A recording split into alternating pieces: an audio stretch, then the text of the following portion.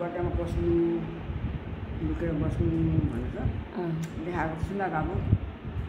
त्यो बज्यो कि त अब त्यहाँ डुबेर जाइहाल्नु अब पढिहाल्यो त्यतिखेर अब गड्डामा पढिहाल्यो त्यतिखेर बच्छ निस्किनु पऱ्यो फेरि बाहिर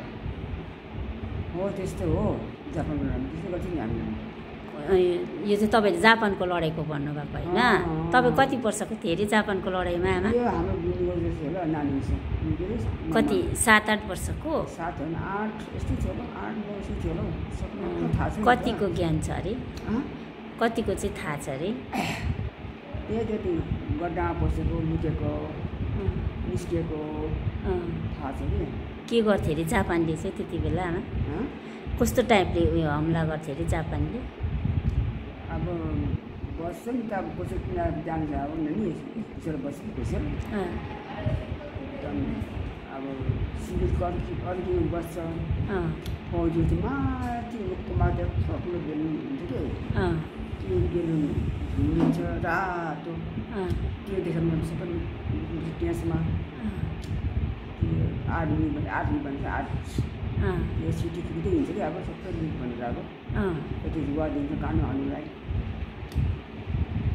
त्यस्तो थियो त्यो जमाना हो जापानको लडाइँमा नि वर्ल्ड वार है त्यो चाहिँ वर्ल्ड वार कति हो त्यो 2 1 हो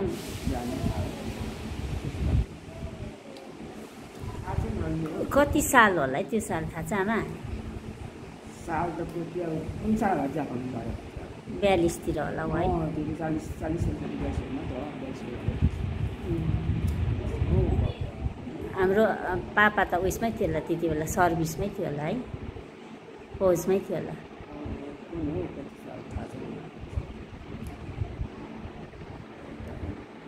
आमाले चाहिँ यो जापानको वारमा के भएको थियो कस्तो भएको थियो भन्दैछ।